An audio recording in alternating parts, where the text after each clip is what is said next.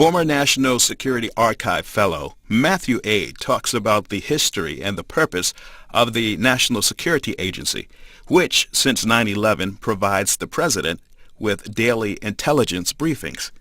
The International Spy Museum in Washington, D.C. hosts the 50-minute talk. All right, well, good afternoon, everyone, and welcome to the Spy Museum. I'm Peter Ernest, the Executive Director, and I have to tell you I'm very impressed with how many of you have come out. And I just don't know if you're not reading the papers or it's intense interest in the subject. It's got a heat index of 102 to 105, is my understanding. It's going up into the late 90s, the high 90s, let me put it that way. And I just think you ought to be careful. So I'm very impressed that you have braved the heat. It's also hot out there. You've braved the heat, and I think you must have put your head out the door, felt the heat, and then rushed and it's air conditioned.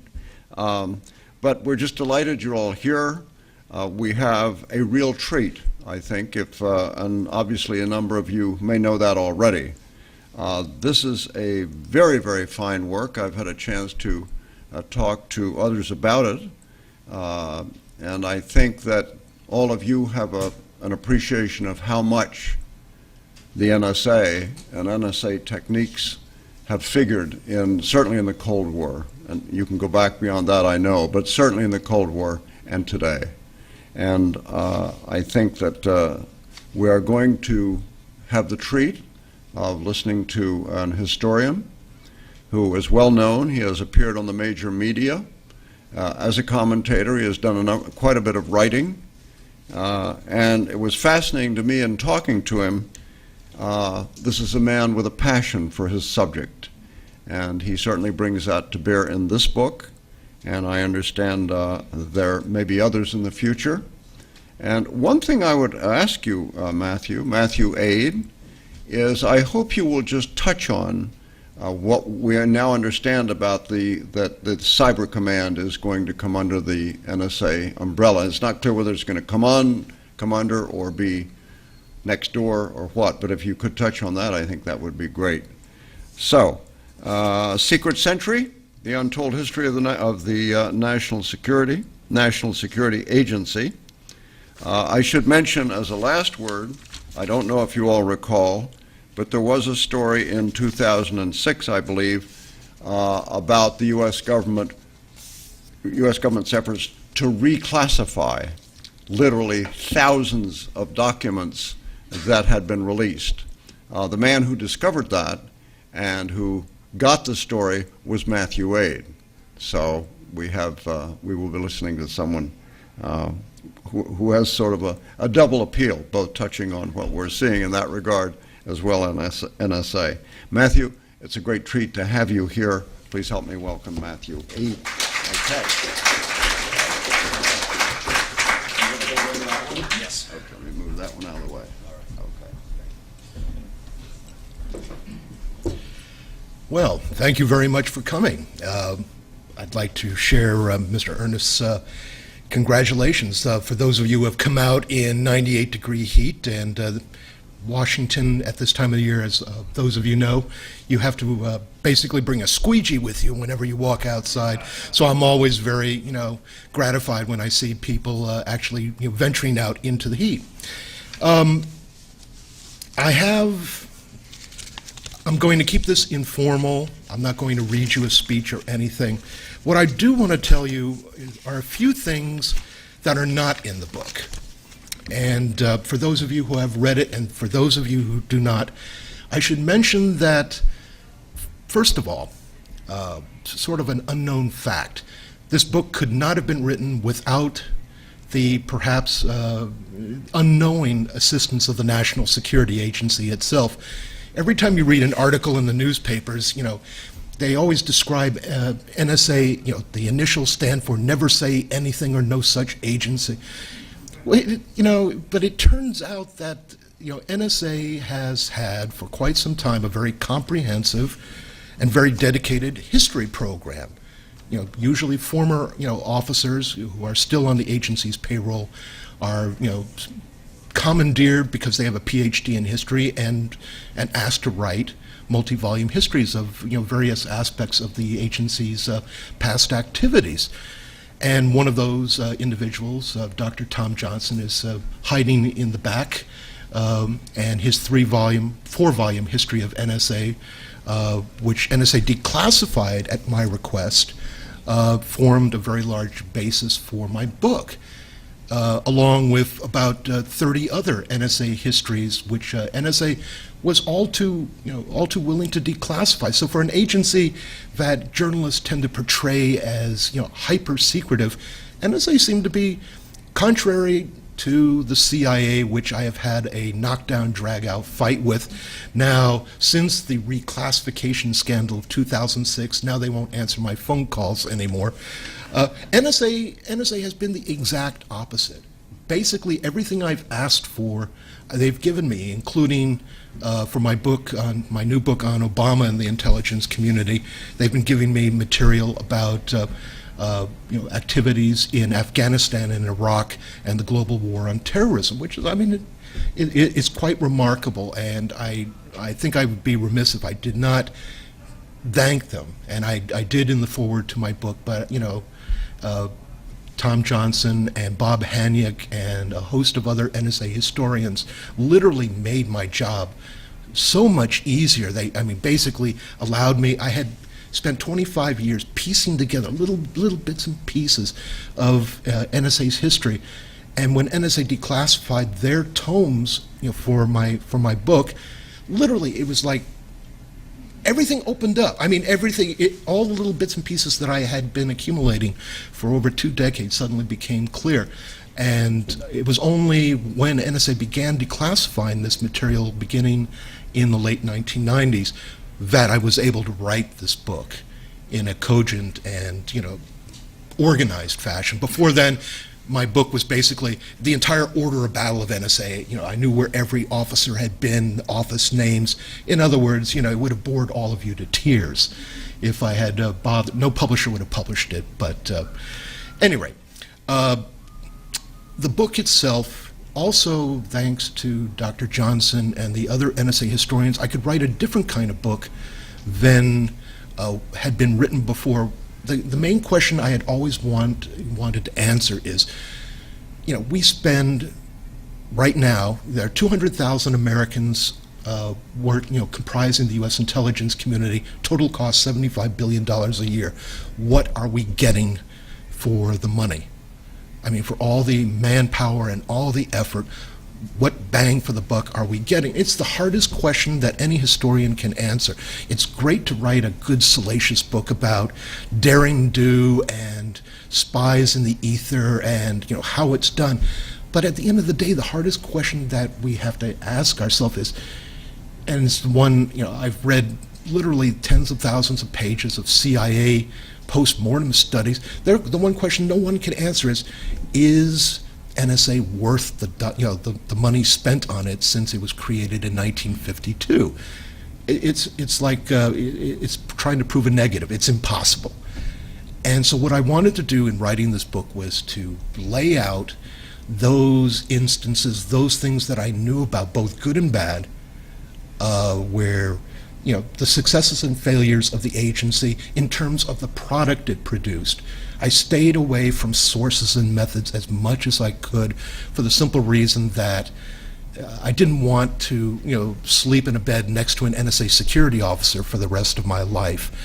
And it's, as much as I appreciate, the massive technical skill that is required to intercept and process foreign communications today, as opposed to 50 years ago when it was all radio all the time.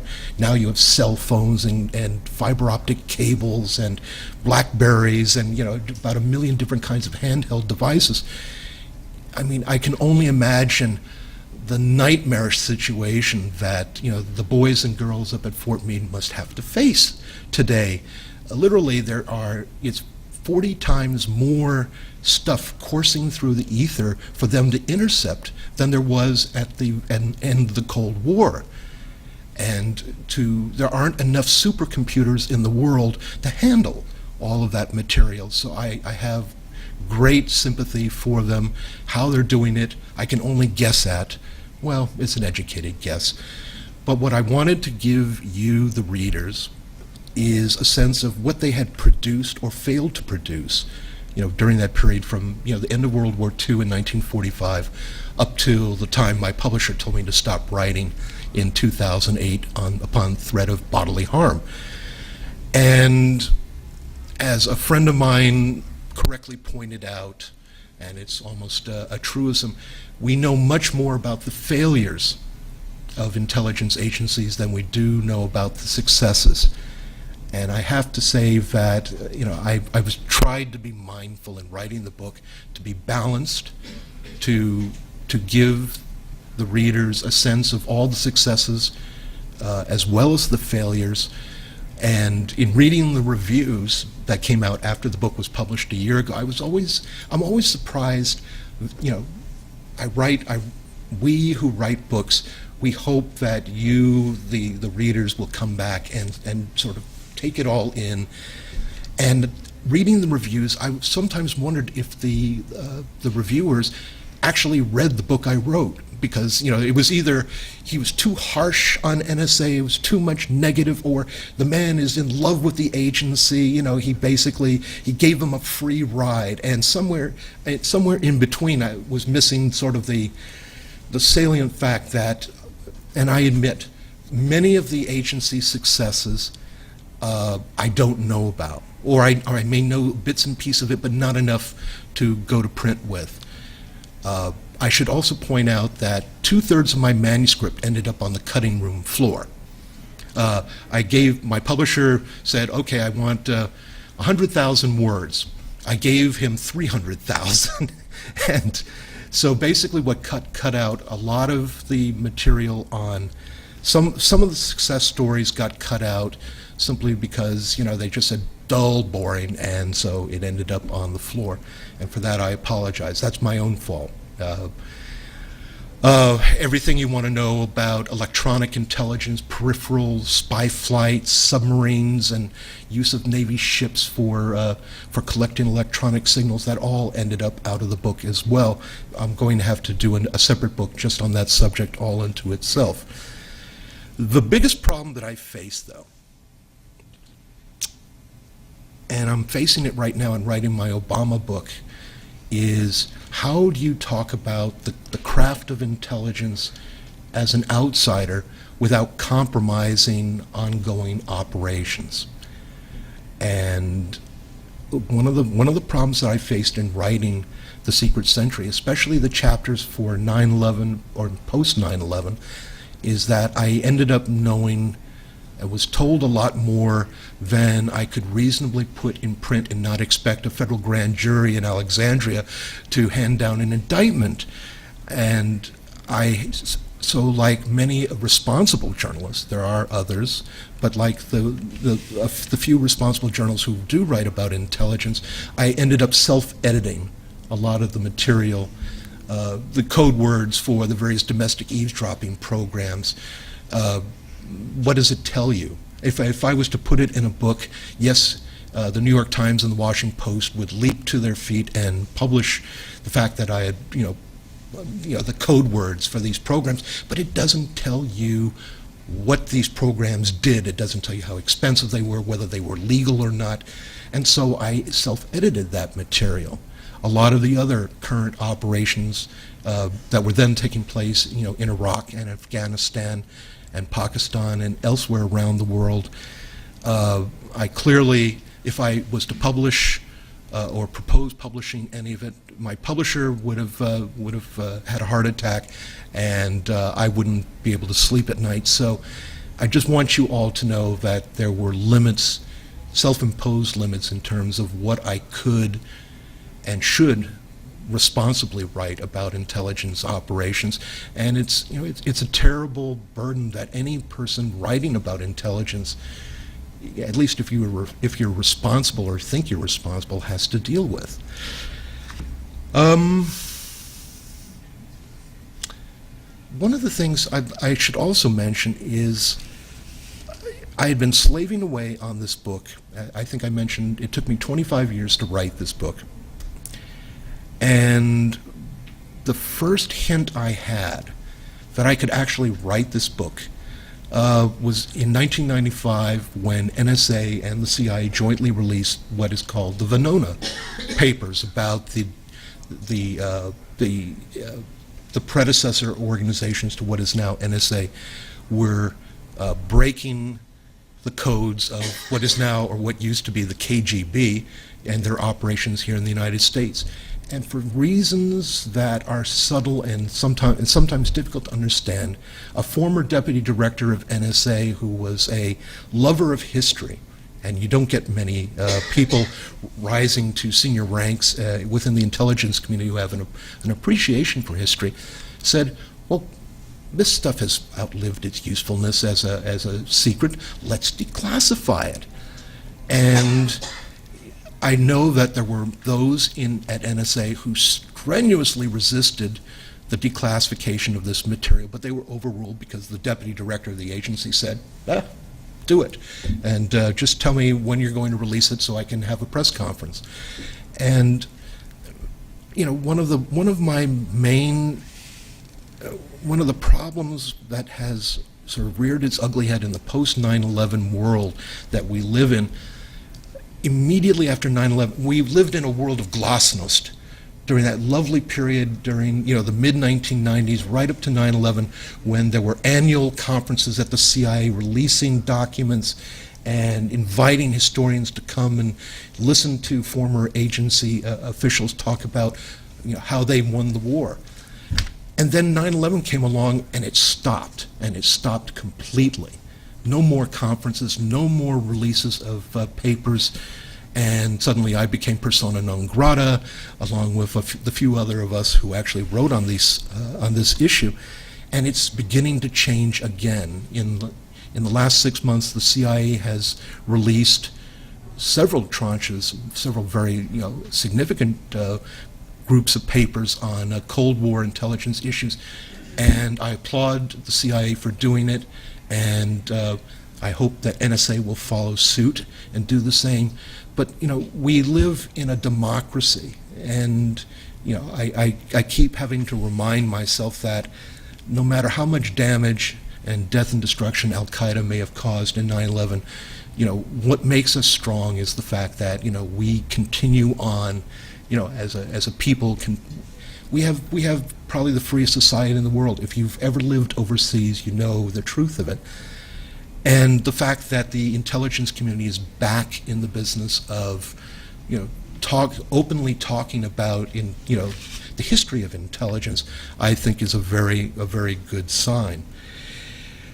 Lastly, I should also mention that I have to make an apology to all of you, and I think it's an appropriate one. The book is, it's a couple hundred pages long, 1/3 of which is footnotes, and there's a reason for that. I don't know how many of you who are serious readers of intelligence history, you open up a book and you have no idea where the information that the author is presenting to you as fact came from. And I'm not an academic. I only have a bachelor's degree. I'm not a PhD.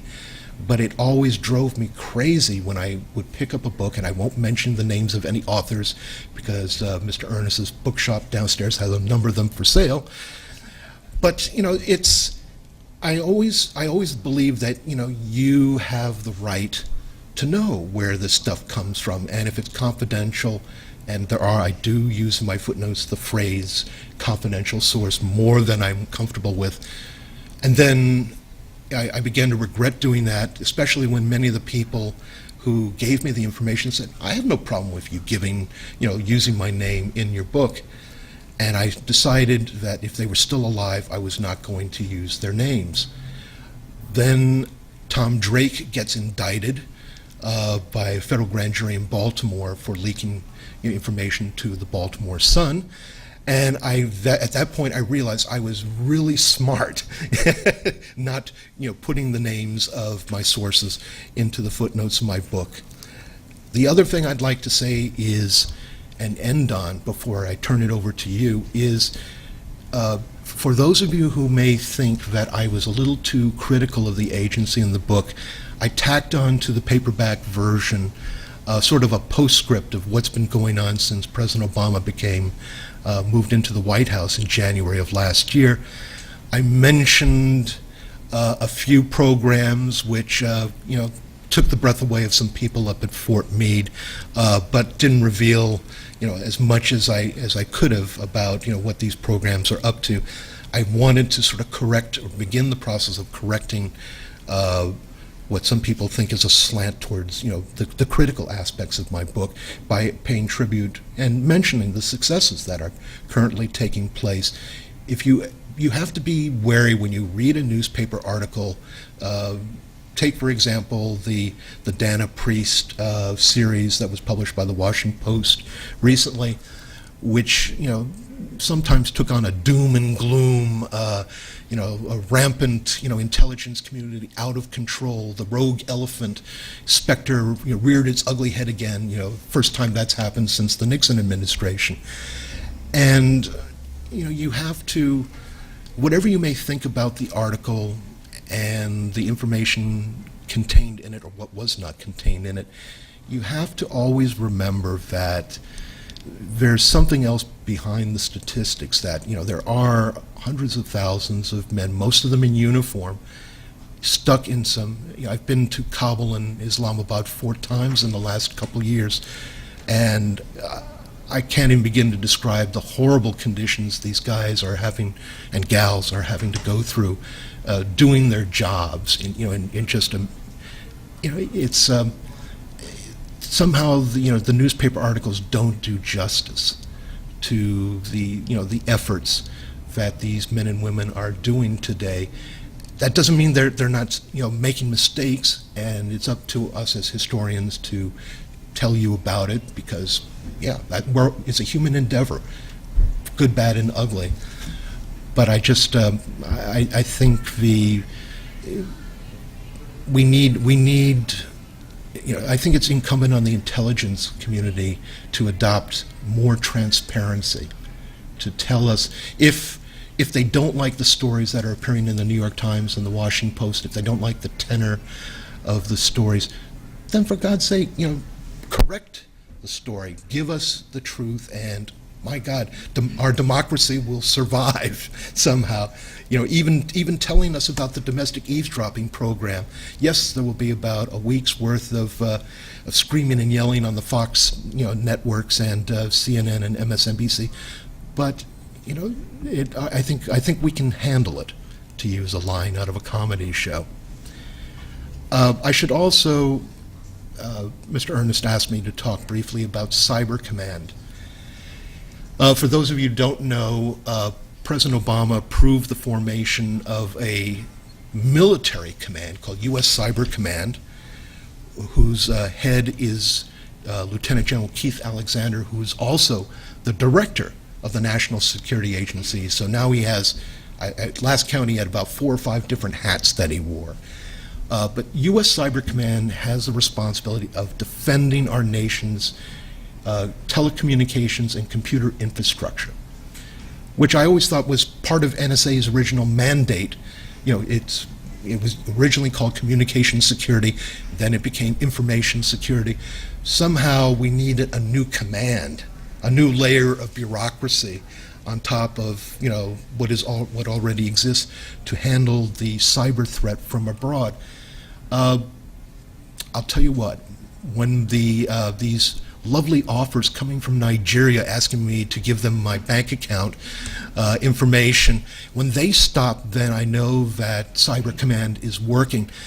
But I mean, Cyber Command may have some meaningful effect or not on protecting our nation's, the government's communication system. It's never been proven to my satisfaction that there are literally about 15 different organizations engaged in various degrees or another in cyber defense.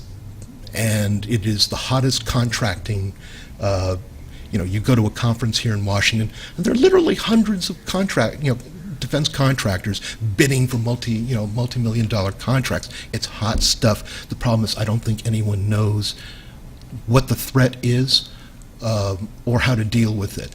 Everybody, but there's a ton of, there are billions of dollars being thrown at the problem willy-nilly. And, that's typical for Washington. What we need is one person to bang heads, to quote J.R.R. Tolkien, to bring them all and in darkness bind them, under one dictatorial head. And, but that's something that sort of, it goes against the culture here in Washington. By the way, if any of you wonder why the last Director of National Intelligence didn't survive very long, we have now a man who's the nominal head of our intelligence community, who literally has no power to direct or control the activities of the 16 intelligence agencies that he commands, much less his own office, much less the military intelligence component, which is the second tower. Nobody realizes there's a second intelligence community on the other side of the Potomac. So what I'd like to do now is turn it over to you, and yes. Yes, well, how did you, Oh, sorry. how did you answer your own question? Are we getting our money's worth? Why or why not? Secondly, what are two, let's say, major successes? What are a couple of failures, and how could they have turned into successes? Very good question. It's a short answer. And it's a personal opinion, and you talk to any senior CIA official and they'll give you a different answer. I mean, they're the ones who have the SCI clearances. But my feeling is that we have gotten our money's worth from the agency. Despite all the failures, despite Tonkin Gulf in 1964, which was an intelligence failure of the first order, which dragged America into war.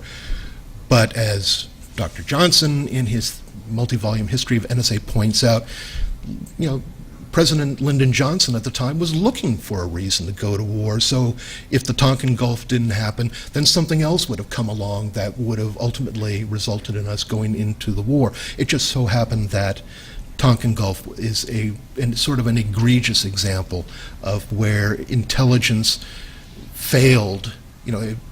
Where it failed at NSA, and it failed at the White House and Pentagon level, where you had a Secretary of Defense that was in such a hurry to bomb North Vietnam that it didn't matter what the intercepts actually said. Basically, you tailor them to what your already pre-made conclusion. The weapons of mass destruction scandal in Iraq is another example where NSA is not entirely, it just had a small part of the intelligence failure. Are you saying that NSA got it right? It was the political process that got it wrong? There have been examples where NSA got it right and the analysts at Langley got it wrong. For example, the 1968 Soviet invasion of Czechoslovakia, all the evidence from signals intelligence and from other sources clearly indicated that the Soviets were going to intervene militarily and crush the Czech government, which they viewed as anathema. And for reasons that the CIA's intelligence analysts at the national intelligence officer level said, nah, the Russians they'll rattle their sword, but they're not going to do it. So, and this became this was written in stone, and they refused to budge no matter how much evidence. Same thing with the Tet Offensive in 1968. All the evidence from the collection standpoint, from NSA and others, clearly portend a major offensive in January 1968 by the North Vietnamese and Viet Cong. But the analysts at Langley said the North Vietnamese and Viet Cong don't have the capacity to conduct a nationwide coordinated offensive. it just became, it was part of their mindset at the time. And there are just literally dozens of examples where the collectors get it right. The 1973 Arab-Israeli War, another good example of where NSA got it right. And the analysts at Langley said, the Egyptian and Syrian armed forces are incapable of taking on the Israeli defense forces. There's no chance of war, and so everybody was shocked when the Egyptian army crossed the Suez. So, we've had examples where NSA has gotten it wrong, but those examples are fewer than the analysts who are responsible for taking the mass of material collected by NSA and turning it into truth for the policymakers. That's my gut conclusion. I can't empirically demonstrate it. It's just that, as over 25 years, I see more and more examples of where the analysts, for whatever reasons, there are many examples where they got it right, and NSA had no collection on the issue whatsoever. But on the major crises of the 1950s, throughout the Cold War, in like 60 to 70% of the time, NSA was right. So that says a lot about how massive and global NSA was. At the height of the Cold War, I think in 1967 or 68, NSA had in excess of 95,000 military and civilian personnel and close to 100 listening posts around the world. It was truly a gargantuan effort, and virtually every nation in the world was being listened to. United Nations, NGOs, you name it, everybody was being monitored. And I'd be willing to admit that given such a gargantuan effort, you miss a few things, but I'm always surprised at how much they actually caught. Matthew, let me give you a hand if I may. Please. I just did want to emphasize again, if you'd wait for the microphone, that way everyone can hear the question as well as the... We have a traveling microphone here as well. Okay, but it does help because everyone can hear it, and also those who are taping the meeting. Okay, so thank you very much, and go ahead with your questions right here. And I did want to take this occasion, if I may. So many of you are coming here. Repeat this. This is. I think they can hear me. But the recordings can. All right. Okay. This is Amanda Olkey, whom I think you know is director of our adult programs, and I wanted to introduce you to our new historian. He has just joined the museum, Mark Stout. So, any concerns that you have, programs you want to suggest, or just random comments? Either one of them as well as myself. Okay, so let me help you, Matthew, if I may. Yeah. Thank you. We have a lady here. I have a simple question, but it's, I know, a tough answer. Could you give us a concise description of what the NSA does, operationally, organizationally? How does it work to pull all this information? Boy, that is a big one.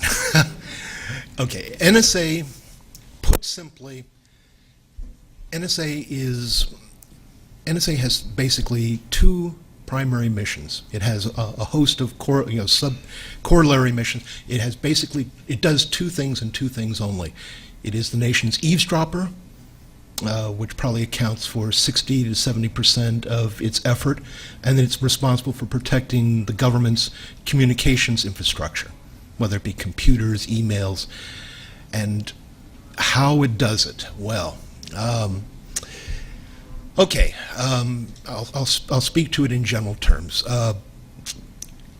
NSA, I hearken to the fact that today, I assume many of you have children or grandchildren who are enamored of cell phones and have little registers in their hands at all times, racking up huge bills.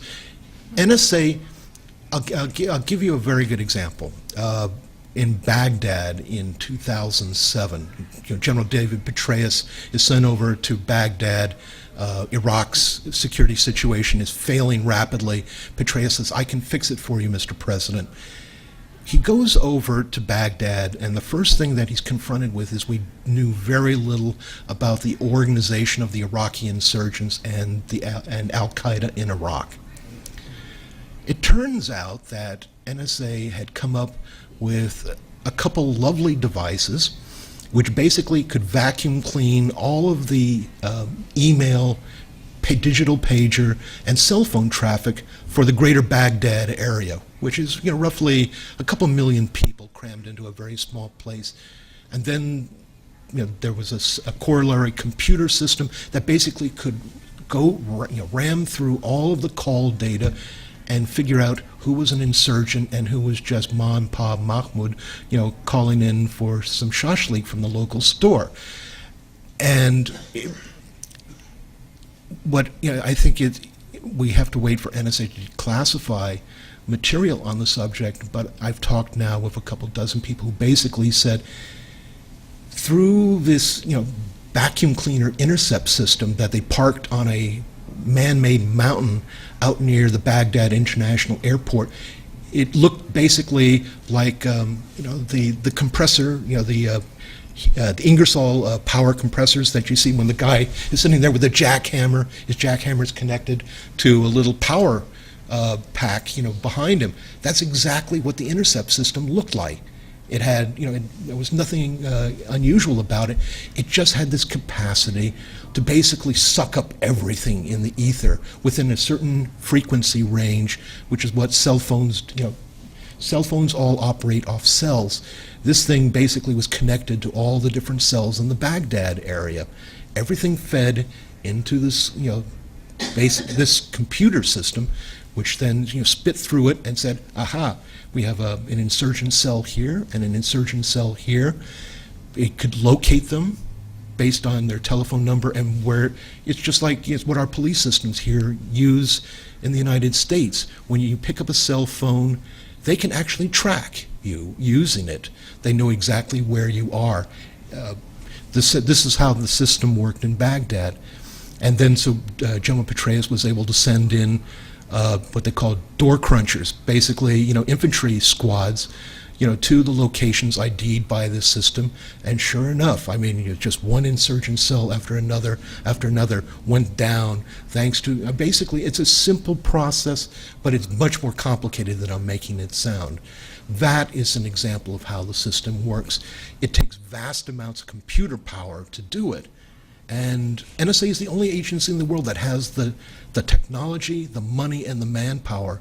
Russia used to have a much larger, the Soviet Union before communism collapsed had a much larger signals intelligence system.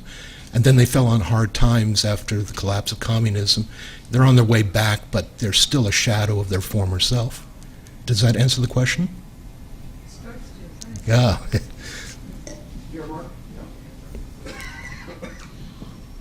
I don't mean to be disrespectful by asking this, but nevertheless, what does your book do different from what the multi-volume version from Dr. Johnson? Is yours sort of an executive summary of his, or what do you do? What do you bring to the table? Sorry, I don't mean to be disrespectful. No disrespect taken. No, it's actually.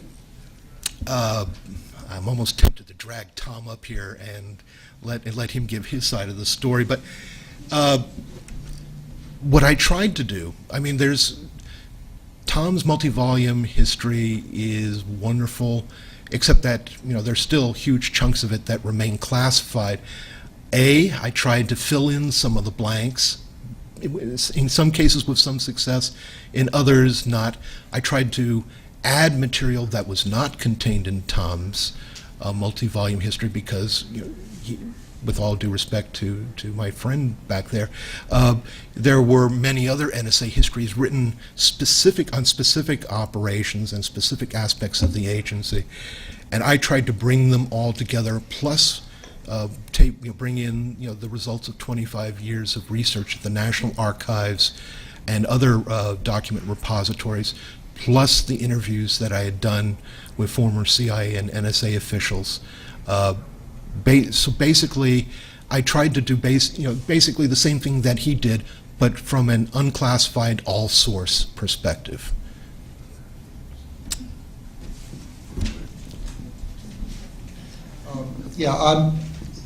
Matthew tempted me to try to answer the question. I think that I would like to put a perspective on what he did. I'm going to tell you a little story about how I met Matthew. I was in NSA's cryptologic history program. I was writing this multi-volume work, and one of my jobs was to review all FOIAs that were coming into the agency, because almost all of them had something to do with things that used to happen rather than things that are going to happen. They all crossed my desk, and I started to notice that there was this huge pile of FOIAs coming in from the National Security Archive, and every single one of them had at the bottom Matthew Aid. I immediately concluded that this was a composite person. Not only that, it was a pseudo, and it was a rather poor pseudo. Who would be named Matthew Aid? And so I think it was 2001, I was invited to speak at a conference in Toronto on, I think it was the Korean War. And I went there, and there was Matthew Aid. I introduced myself. I had no idea that you were a real person. I apologize. And so I read the paper that he presented on Korea, and I had already written one that was one of the chapters in my multi-volume history, also on Korea, the same one. I realized his was better than mine.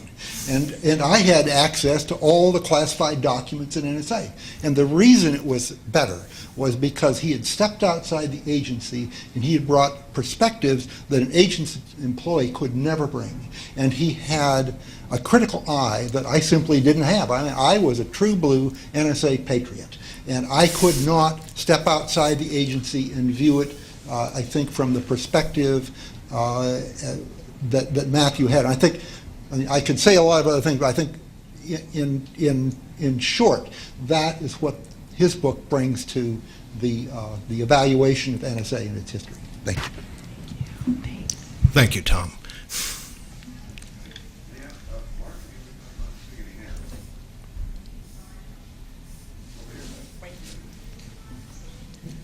I enjoy what I've been able to hear so far. I want to come back to the cyber issue, and I want to posit maybe a scenario and ask what your opinion is based on your work. In very simple terms, and this is definitely oversimplifying the situation, the internet is wide open. Anybody, literally anybody with the right skills and processing capability can pretty much spy on anybody else. If I were going to describe the web, it might be something akin to Dodge City on payday, only there's no sheriff. Right. And to the extent there's any government presence at all, a classic case is the Heartland situation, where 130 million credit card numbers were stolen. And I'm advised that there were government agencies that actually knew about that as it was occurring and did nothing to warn either the company or the people involved.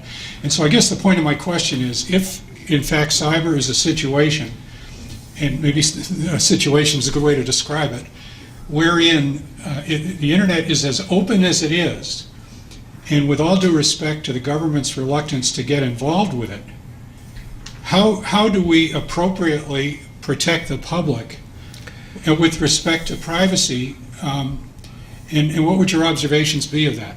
Thank you. I thank you. It's you hearkened to the problem, sort of the heart of the problem, which is, if the government was to step in and propose that U.S. Cyber Command, in any iteration that it assumes, move into the commercial, meaning the civilian internet market, to protect us, you can imagine what the reaction would be from the ACLU, but also people like me, who have, there's still a part of me that wonders why Google, for example, needs NSA's assistance to protect it from hackers, and other internet service providers don't have the benefit of NSA's protection. In coming in the aftermath, it's been 5 years since the New York Times revealed the domestic eavesdropping program on the front page of the papers. I think, there's no poll that's ever been taken, but if NSA was to propose, let us move into your computers. Let us protect you from Nigerian fraud artists and guys in Siberia who are trying to separate your credit card numbers from your wallet. I think a lot of us would be very leery, and properly so, letting a government agency, especially one as large as NSA, as powerful as NSA, into our homes. I mean, you can imagine, the constitutional lawyers will argue this is a Fourth Amendment issue. This is invasion of my home. You can't enter here. So I don't see how NSA can intervene in protecting us as Americans, as individuals.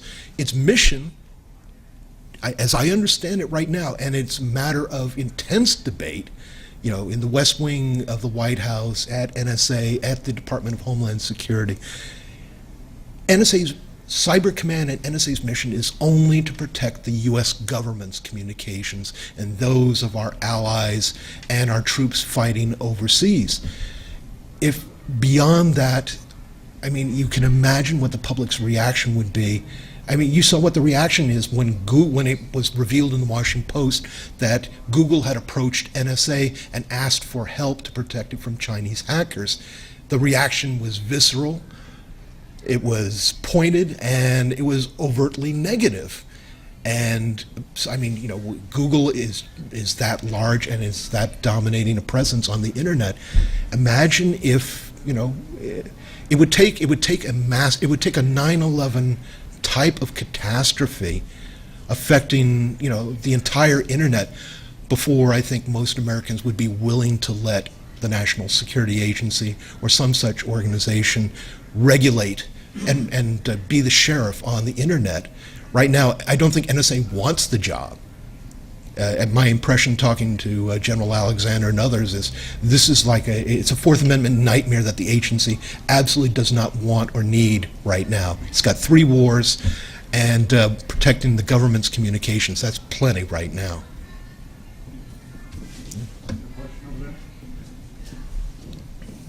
Isn't there, though, a conundrum that even if the agency were to protect private communications, it would inevitably protect communications of those parties, some of which it wants to eavesdrop on? And there seems to be no way out of that to protect me from Nigerian scammers could inadvertently protect the communications of people threatening terrorist action here or against our allies. It's a different way at the same problem. Yeah, absolutely true. It's I'll put the problem in a different light. If NSA came to me and said, "We're going to give you, Mr. Aide, a one-time good deal. We will play Overwatch. We will be Big Brother just for your computer, but for us to protect your computer and your telephones, we will make sure that you don't get calls from telemarketers at dinner time, and we'll make sure that the Nigerians leave you alone, and we'll keep the buggies out of all the buggies out of your computer. We'll do all of that. All you have to do is give us your passwords. We have to know some very intimate personal information about you. We can't protect you unless we know you." And it was the question that we all asked ourselves after 9/11. We knew that we were going to have to make some accommodations after the terrorist attacks, that there would be some loss of civil liberties, that we'd have to make sacrifices in order to protect our country, our homeland. We didn't realize how far, the government, may have gone, or the infringements of constitutional infringements that may or may not have taken place. We'll never know because all the guilty parties have been given retroactive immunity. So, but yeah, we're in the same boat. Does anyone here? I'm willing to entertain any calls. Does anyone here feel that they're so threatened that their computers are so wide open to attack? It hasn't happened to me, I have to admit. And let's face it, I live half block from the Chinese embassy, who have all sorts of interesting structures on the roof of their embassy. I have to believe they're listening. The Russian embassy is not all that far from me. We live in a town which is just, we have probably more spies here in Washington today than, we had at the height of the Cold War. They live in my building. I mean, I know, I've met some of them. The Chinese, God, they're wonderful. I'll have to tell you, that's for my next book. But I personally don't feel threatened enough. I don't feel that, the threat is imminent enough where I'd be willing to let NSA or the US government in general into my home, into my computer to protect me. It's, I'm not sure at what Rubicon has to be crossed before I would be willing to let that happen. And I'm just postulating a position here that I think the vast majority of the 250 plus Americans would not be willing to permit that to happen in. We don't have the situation that you find in London, where on every street corner you'll find 4 cameras.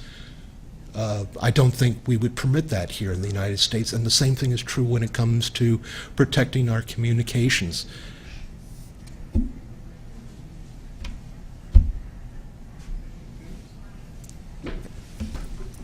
Matthew, thank you very much My for pleasure. a very stimulating presentation.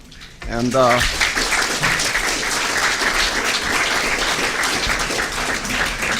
we have been delighted to learn today that there really is a Matthew Aid. So keep up the good work.